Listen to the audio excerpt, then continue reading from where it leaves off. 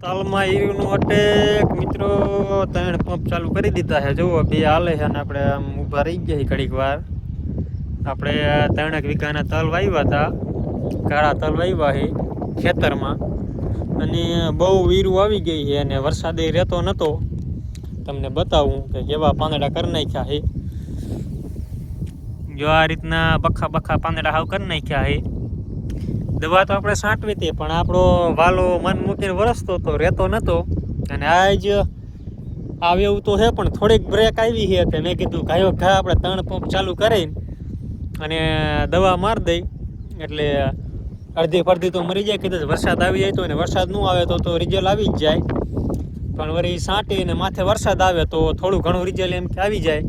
તો આ જે અડધી ગીરું મરી જાય તો નુકસાન થવાનું ઓછું થાય. એટલે આપણે ઇમરજન્સી દવા છાંટવાનું ચાલુ કરી દીધું છે. અને વાલો મારો જો આજ એક વેરા ન આવે તો થોડુંક રિઝલ્ટ આવી જાય એવી આશા છે.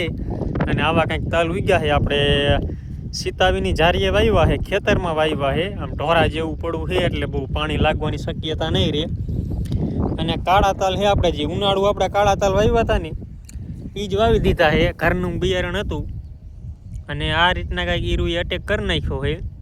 દવા તો છાંટવી જ હતી, આપણે રોજ જોતા જ હતા કે ઈરું ઘણી છે, પણ હવે વરસાદ રહેતો નહોતો એટલે દવા આપણે કંઈ છાંટી નહોતી. આજ અંદાજિત આવી રીતે 8 દીથી વરસાદ ચાલુ જ છે, ઝીણો. એટલે દવા છાંટી તો કોઈ જાતનું રિઝલ્ટ આવે નહીં. એટલે આપણે દવા છાંટી નથી ને આજ થોડોક બ્રેક થયો છે. આજ છે 25 જુલાઈ છે અને થોડોક બ્રેક આવ્યો હોય. તમારે શું બ્રેક આવ્યો હોય કે પછી કન્ટિન્યુ વરસાદ ચાલુ છે જરા કોમેન્ટમાં જણાવજો. આપણે તો રહી ગયો હોય. અને આ બાજુ થોડીક આપણે મગફળી વાવી છે અને આ બાજુ થોડીક સામે દેખાય અહીંયા આપણે જાહેર પણ વાવી છે. અને વચારે 3 વીઘાના તલ વાવ્યા છે, અખાતરા પૂરતા વાવ્યા છે. હવે કેવા થાય તો રામ જાણે. અને જો આપણો પંપ અહીંયા કણે પડ્યો અને વરસાદનું મિત્રો વાડીઓમાં પાવરના થોડાક લોચા થાય એના હિસાબે એક પંપમાં ચાર્જિંગ નહોતું. એટલે હવે આપણે બીજો એક પંપ ગોતવો જોઈશે. જોવી હવે બીજો પંપ જડે તો, ને કે આપણે આ 2 ભાઈઓ સાંટે જ છે. આ રીતના કંઈક ખેતર છે ઢોરાવાળું. તમે જુઓ પાણી ફૂલ વરસાદ થયો છે, નદીઓ વહી જાય એવો, પણ તમને ક્યાંય પાણી જોવા મળશે નહીં એક સાંટો.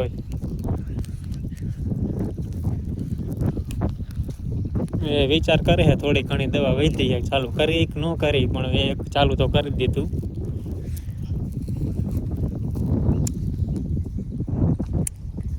આવું પાણાવાળું પડવું છે કાંઈક. જોવી હવે ઈયરનું રિઝલ્ટ તો એમ કે આવી જાય તાત્કાલિક દવા છાંટી. એટલે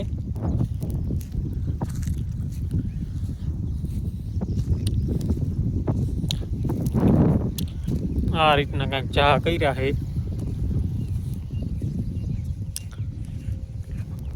આવું કાંકરા વાળું છે પડવો. જોવી આગળ કેવા તલ થાય.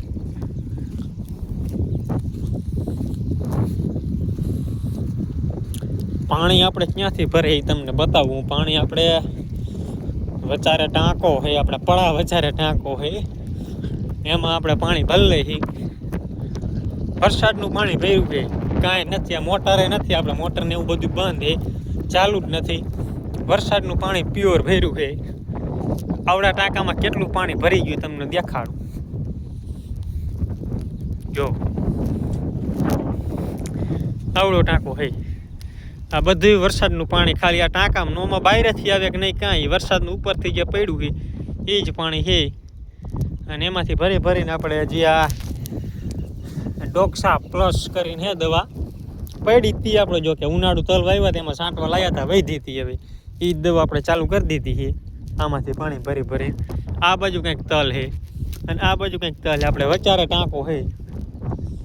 આપણે તો વાવવા રાખ્યું હોય, ખેડૂતે કર્યું છે વચારે એની. હવે આપણને કંઈ ખબર છે નહીં. હવે આપણે પાડોશીને અહીંયા બીજો પંપ ગોતવા જવો જોઈશે. આપણે તો જો કે 400 ઉતરી ગયું છે. એટલે વાતાવરણ વરસાદ આવે એવું જ છે, પણ આપણે ઇમરજન્સી દવા છાંટવાનું ચાલુ કરી દીધું છે. જો કે થોડું ઘણું છટી જાય તો રિઝલ્ટ આવી જાય. તમે આગળ મેં બતાવ્યું કે ઘણી બધી ઈરુનો અટેક આવી ગયો હોય. બાકી તો તો આપણી ચેનલને સબસ્ક્રાઈબ ન કરી તો સબસ્ક્રાઈબ કરી લેજો મિત્રો, અને મજા આવે તો લાઈક છે અને સબસ્ક્રાઈબ કરી નાખજો.